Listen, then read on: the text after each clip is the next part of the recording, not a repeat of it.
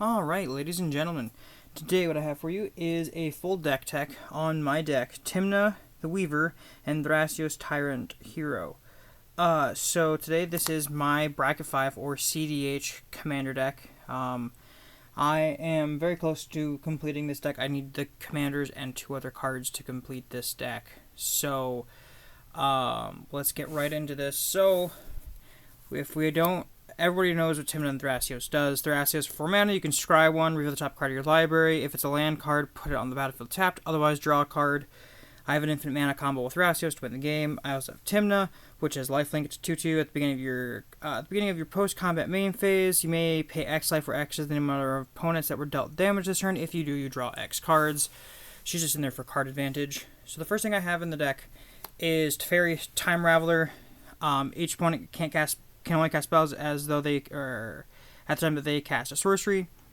You can +1 them until end of turn. You may cast sorcery spells as though they had flash, and -3s return up to 1 target creature, artifact, creature, or enchantment to its owner's hand, and then draw a card.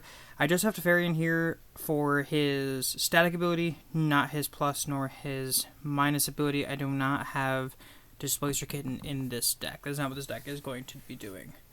So then I have next is Burgeoning. Whenever an opponent plays a land, you may play a land from your hand on the battlefield. Great card. Everybody loves that card. It's fantastic. Next I have is Carpet of Flowers. At the beginning of your pre-combat main phase, if you haven't added mana with this ability this turn, you may add X mana of any color, where X is the number of islands an opponent controls. Fantastic card. I can probably make about 4 or 5 mana a turn, depending on the player that I'm targeting with that. Next is Mystic Remora. Everybody knows what this does. This is fish. Cumulative upkeep 1. Whenever an opponent successfully casts it on creature spell, you may draw a card. That player may pay for to counter this effect. It's absolutely fantastic. Turn 1 fish is probably the second best turn 1 you can get now that Mana Crypt and Dockside are now banned. Next I have is Smothering Tithe. This is just proxy, as you can tell. But whenever an opponent draws a card, that player may pay 2. If that player doesn't, you create a 2/2 treasure, or you create a treasure token. It's absolutely fantastic in this deck. With mid-range hell going on, everyone wants to try to draw interaction with Risk Study and Fish and Esper Sentinel. So them trying to have to pay the 2 in addition to make sure that they don't get treasures with Smothering Tithe is almost nearly impossible. So Smothering Tithe is an absolute must in this deck. Next I have is Necropotence. You skip your draw step. Whenever you discard a card, exile that card from your graveyard. You may pay 1, exile the top card of your library face down, put that card into your hand at the beginning of your next end step. For 3 black mana, Necropotence is one of the best spells out there. I would say that this and Risk Study are on par with each other. It's just the 3 black pips that kind of make it iffy if I want to keep it in this deck or not, so I'll have to see how that goes. Next I have Utopia Sprawl. Enchant Forest enters the battlefield. Choose a color. Whenever Enchanted Forest is tapped for mana, its controller adds 1 color of the chosen color to its mana pool. So that is absolutely fantastic. Turn 2 Thrasios is fantastic, or turn 2 Tymna is even better. So that is something that that's why I have Utopia Sprawl in this deck, is because of turn 2 Tymna, or turn 2 Risk Study, or any of my 3 drops. Absolutely fantastic. Next I have is Risk Study. Everybody knows what this does. Whenever an opponent plays a spell, you may draw a card unless that player pays 1. It's absolutely fantastic. It's broken. It's been talked about in many other podcasts and things like that over time, that if they're going to ban anything, it's going to be between Thassa's Oracle and Risk Study, just because they are super hated upon, but Thassa's Oracle takes 2 cards to win. Risk Study is just, do you want to pay the 1? That's all it does, all game long. So, but into my sorceries now is Reanimate. So this deck plays Razaketh and Hazel's Brewmaster, so I like to be able to reanimate something from somebody else's graveyard if they have a big beater, or if I have something gets nuked into the graveyard and I need to reanimate it. Works out perfectly. Reanimate is put target creature card from a graveyard onto the battlefield under your control. You lose life equal to its mana value. That's all it does. It's fantastic. It's a 1-drop. It's fantastic. Nothing else more to say about that card. Next is Eldritch Evolution. You can sacrifice a creature as an additional cost to cast the spell. You can sacrifice, or you can search your library for a creature card with mana value X or less, where X is 2 plus the sacrifice creature's mana value. Put that card onto the battlefield, then shuffle, exile Eldritch Evolution. Between this and Neo form, I have not decided which one I'm going to keep, because this exiles itself. So it's hard to get back. You can't breach it or anything like that from any other deck that I have. But I'm thinking the new Harmonized card from Tarkir will be replacing this, because that I don't have to sacrifice a creature and I can grab any creature. It's just it may be replacing this just because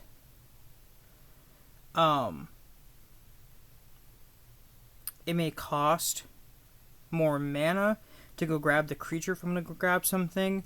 But this just exiles itself. With the other card, it is recursion. I can go search my library for 2 creatures because of the Harmonize ability. So it's iffy, or I may just do something else here. I'm not entirely sure quite yet if I'm going to take this out or not.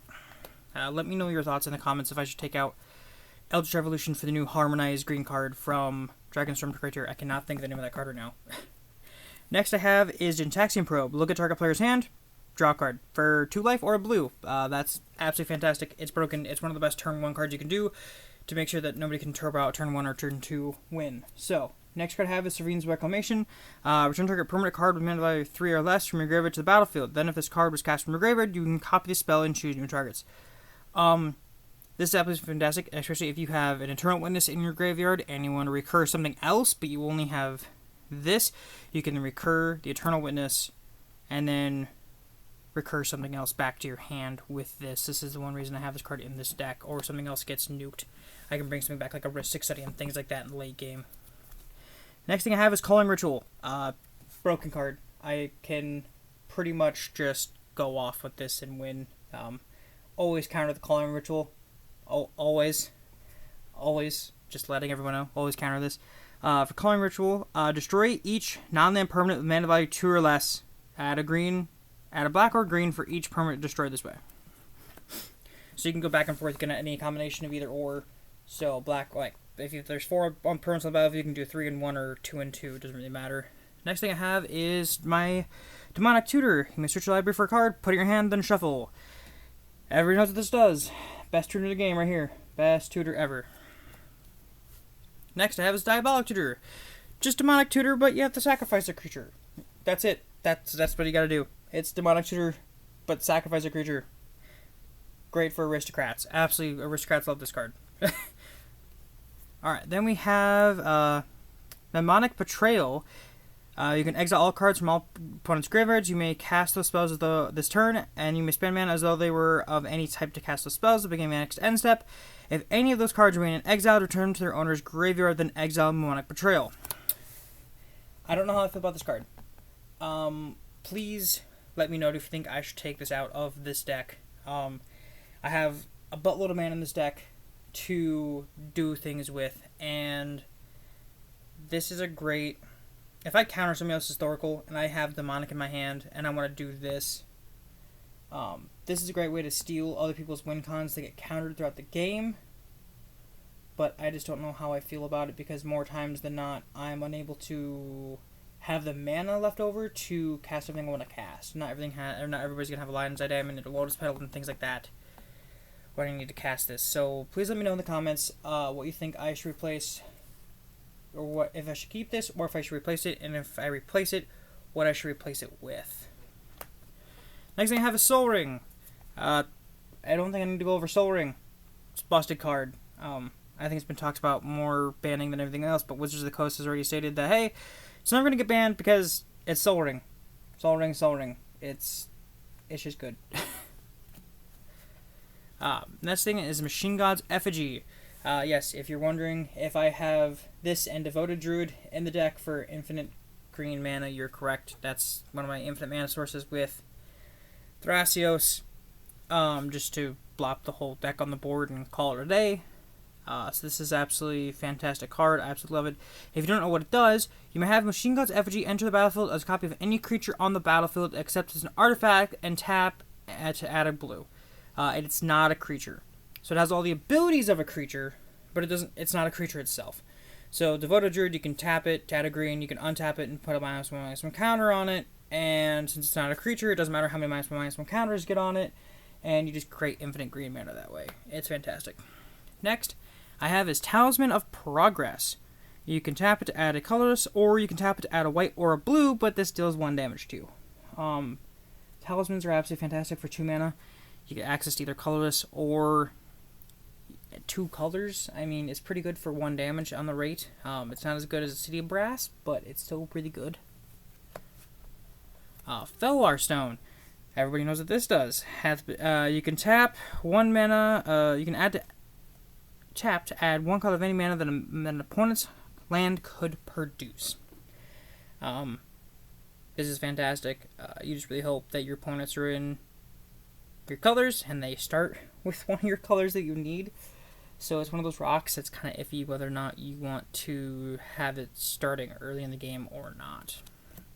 Next thing I have, this one's a little weird for CDH, I don't think it sees much play, is Expedition Map. You can pay 2, sacrifice this artifact, search your library for a land card, reveal it, put it in your hand, then shuffle.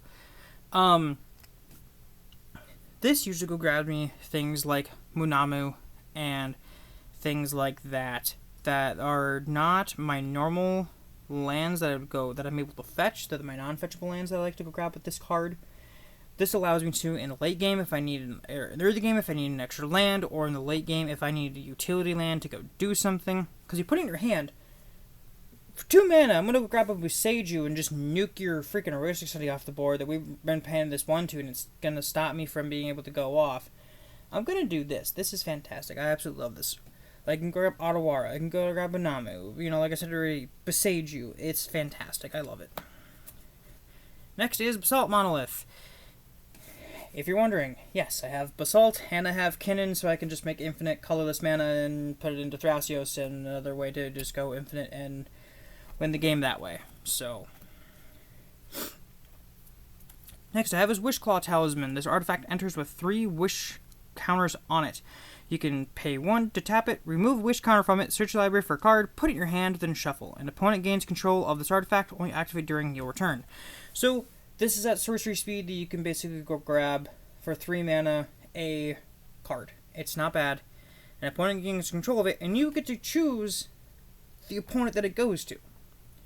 So that's the good thing, that you get to choose the opponent. So if somebody is behind, like if they're stuck on 1 land and it's turn 3, you can give them this card and they can go grab another land or something like that. Or you can be like, hey, if you don't go for the win, I'll give you this. Because you don't feel like giving it to anybody else. You can politic this card around the board for just, it goes to an opponent, and then just somebody else. I mean, they can choose from there who wants to go back to. So it's absolutely fantastic. Next is the One Ring. This is the one from the bundle. I actually kind of I'm not sure I would say if I prefer this one over the normal one that came out of the set, but I definitely like it. I like it a lot.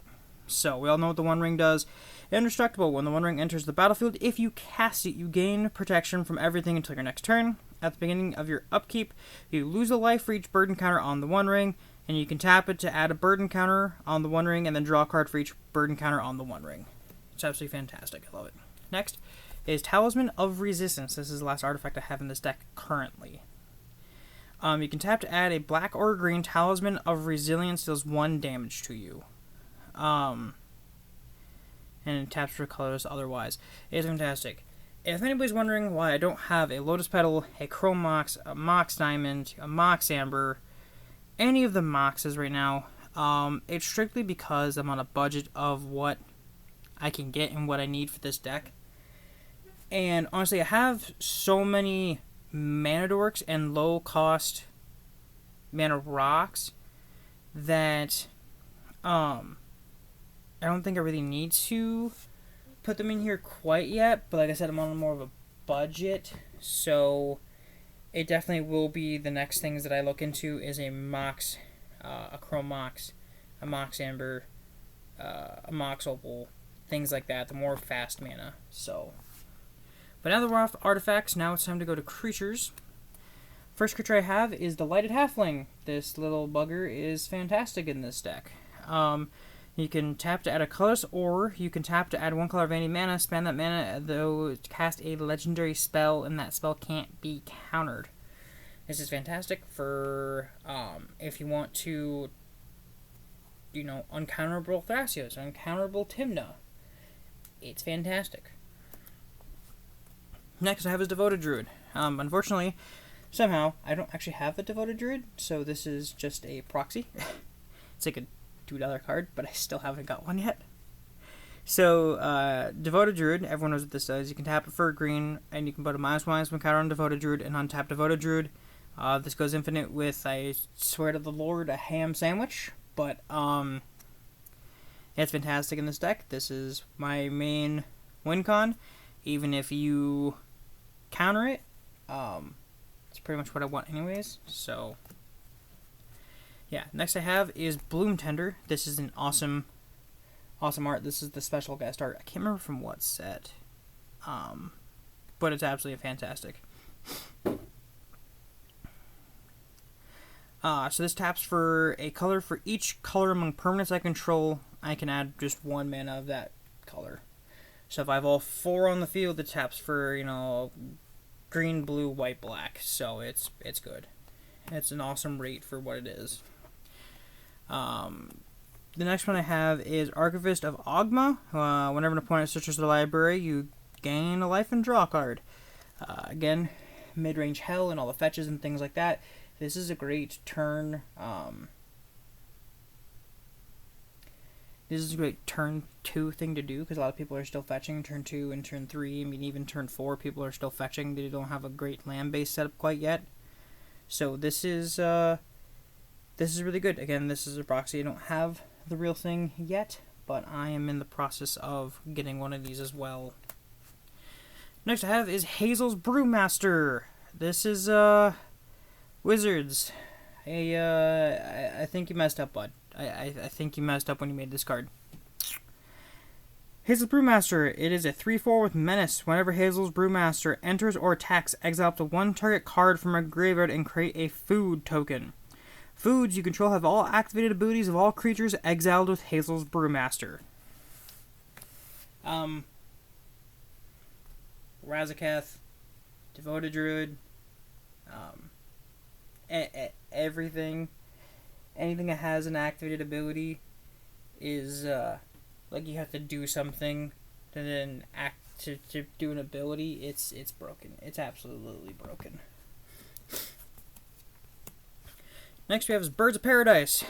The good old boy. Yeah, this is the anime art from Ravnica Remastered. I absolutely love this art of this card, though. It's fantastic. So it's a 0/1 with flying, and it can tap and add 1 color of any mana to your mana pool.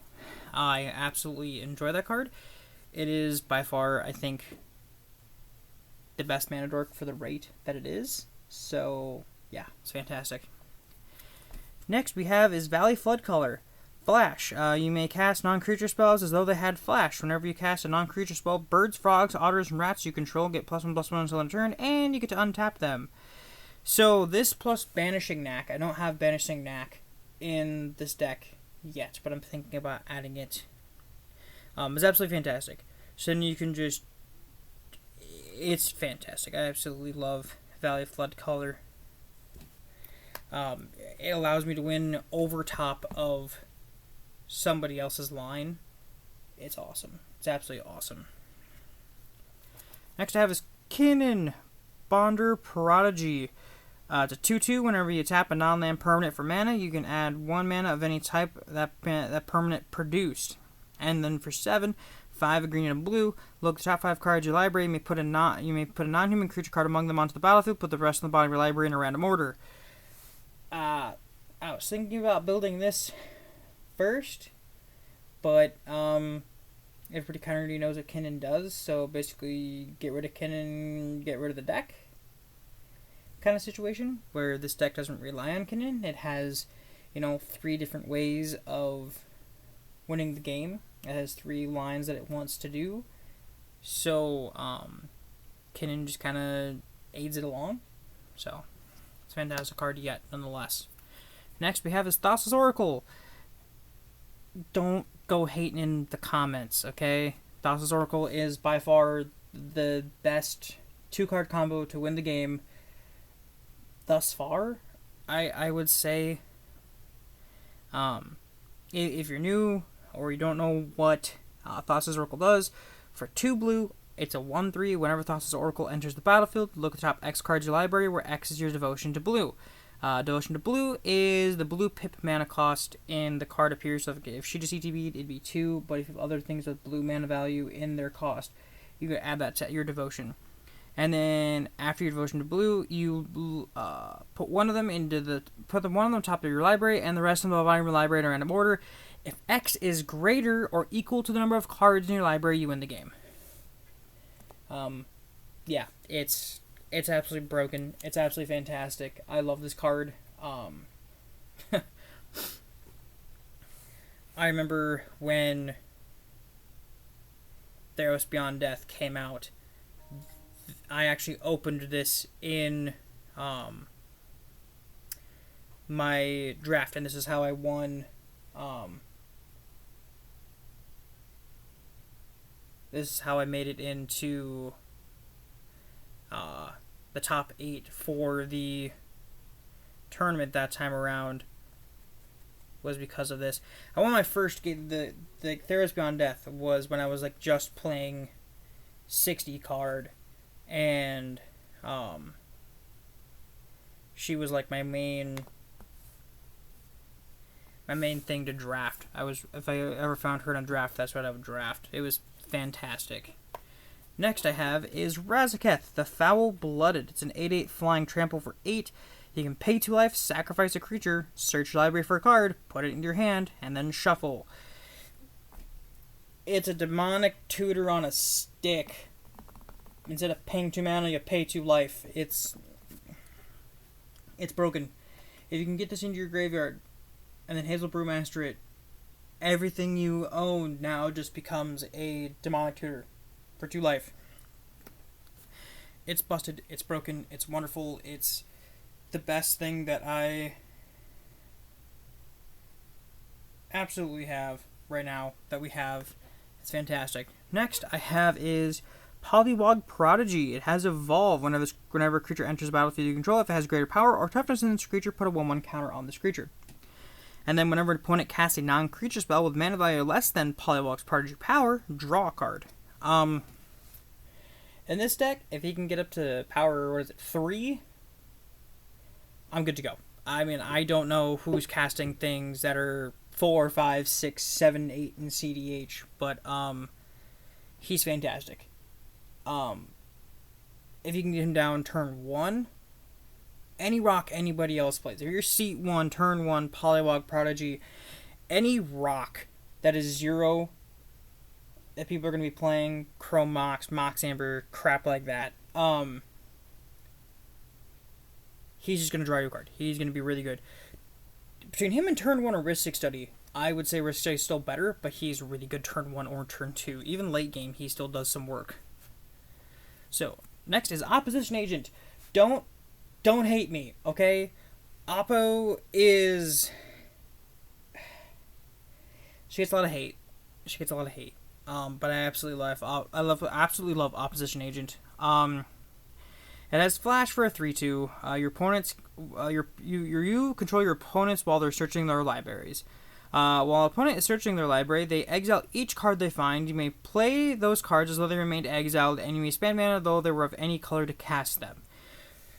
So, whether it be fetching a land, whether it be a tutor, anything that searches the library, Oppo gains control of you while you search it, and I get to grab the card and go from there. I get to see your WinCon, I get to go find your Demonic Consultation. If I have Thassa, it's a whole thing. It's great. And the fact that it has Flash with a 3/2 body, it's just like, I need a blocker real quick.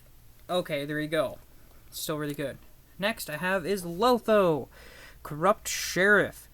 It's a 2/1. Whenever a player casts their second spell each turn, you lose a life and create a treasure token. This is absolutely fantastic. I love Lotho to bits, so it's fantastic. Next we have is Phyrexian Metamorph. Whenever it enters the battlefield, it enters the battlefield as a copy of any artifact or creature on the battlefield except in its artifact condition to its other types. So I have this in the deck to strictly be like, oh, my opponent cast a One Ring last turn. I'm gonna ditto, and I'm gonna boom. Now I have my own One Ring if I don't already have my own One Ring, and just I still get the cast because it sees that the opponent had cast because I cast this spell, and so it doesn't. When it ETBs as a copy of it, the card doesn't care. I still gain the protection. It's the rules on that are funny. It's funny how that works, but it's awesome. Next I have is Elves of Deep Shadow. You can tap it for a black, and Elves of Deep Shadow does 1 damage to you. It's just good. It's fantastic. If anybody hasn't already watched my Glarb video, this deck was built off the bones of Glarb. Glarb did not perform well at all.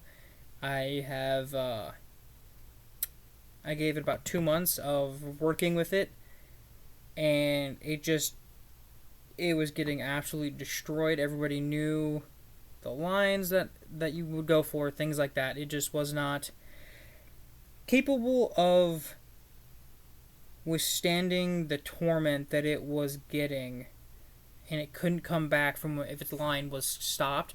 It couldn't come back from it.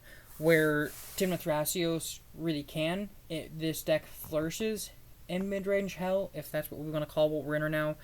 We're in that more mid to late game, people that are going for that win instead of that turn 1, turn 2, turn 3 even wins, 4, 5, and 6 or more where we're shooting for. And this deck can really thrive there, where Glarb could not make the fit, unfortunately, there at all. So next I have is Talion, the kindly lord. As Talion enters the battlefield, choose a number between 1 and 10. Whenever an opponent casts a spell with mana value, power, or toughness equal to the chosen number, that player loses 2 life and you draw a card. It's fantastic. If you choose 2 or 3, you're pretty much golden. Magda has 2 power, 2 toughness. Tymna has 2 power, 2 toughness. You're pretty much golden. Thassa's Oracle has 2 power, 2 toughness. Or has mana value 2, I should say. My apologies. So next I have is Kutzel. I'm not even trying to read what the heck his name is. Your opponent can't cast spells during your turn. It's kind of like Grand Abolisher, but not double white pip, so it's fantastic. It's a white, a green, and a 1. And then whenever one or more creatures you control with greater power than the base power deals combat damage to player, draw a card. I don't do that in this deck. It's straight up just for your opponents can't cast spells during your turn. I'm going to shut you guys off. I use Court of Calling all the time to grab Grand Abolisher or Kutzel. I mean, if you're not going to counter the freaking Court of Calling, you're pretty much done for. Next I have is Seedburn Muse. Untap all permanents you control during each other player's untap step. Yeah, pretty self-explanatory. When the turn rotation comes around, I'm going to draw 20 cards with 1 ring. That's how that works. It's so good. Next I have is Recruiter of the Guard. When it enters the battlefield, you may search your library for a creature with toughness 2 or less, put it in your hand, then shuffle. I really wish I could run Imperial Guard because it's so much better. Imperial Recruiter, but we're not in red, so yeah. Next I have is Deathrite Shaman. We all know what this does. You can tap it, exile a land from your graveyard, or from a graveyard, add 1 mana to your mana pool, pay black, exile target instant sorcery from your graveyard, each opponent loses 2 life, and you can pay black, tap it, exile a creature card from a graveyard, gain 2 life. It's fantastic. I love it. Next we have is Grand Abolisher. Everybody's most loved and hated card at the same time, because you shut off your opponents from doing anything on your turn, and if this gets Gilded Draked or anything along those lines, you're just crying in your sleep at that night, because, yeah, that happens. On my instance, this is like, I think, probably a fifth of my deck is just my instance. I've got like 26 or something like that. So, next we have is Abrupt Decay. The spell can't be countered. Destroy target online permanent with mana value 3 or less. Somebody's going to turn 2 a risk study. I'm blowing it up. I'm blowing it up. I'm sorry. The thing is basically anti-risk study. That's what I use it for. Alright, next we have Permission Denied. This card does not see a whole lot of play, and I don't know why. Because for a white and a blue, counter target non-creature spell. Your opponent can't cast non-creature spells this turn. If this is the one card, if this is the one bloody card that I have, if I'm going for my win, if somebody's going to try to counter my win, I'm going to Permissions Denied. Counter target non-creature spell. Your opponents can't cast non-creature spells this turn. This doesn't shut off just the one opponent that cast that non-creature spell, the counter spell. This shuts off the other two opponents as well. This shuts off all three of my opponents from being able to stop my win unless they have some sort of creature or an ability or something that counters spells. But those are very far in between now that you see play. But this is fantastic. I absolutely love Permission Denied. Even if it's white and it's a blue, I don't care. It's awesome. Next we have is Flusterstorm. Counter target instant or sorcery spell unless its controller pays 1, and it has Storm. Between this and Mindbreak Trap, I don't know which one's better. I guess Mindbreak Trap because it exiles the spells, but I love Flusterstorm. Flusterstorm is absolutely fantastic. Next I have is Crop Rotation. This fixes my mana. This straight up just fixes the mana when I need it to be.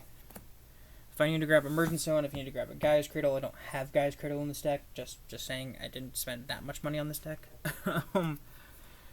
But next I have is Noxious Revival. Put target card on top of its owner's library from the graveyard for 2 mana or green. That is just strictly I use something or it got countered. Boom. Now it's back on top of my deck. I can do it next turn.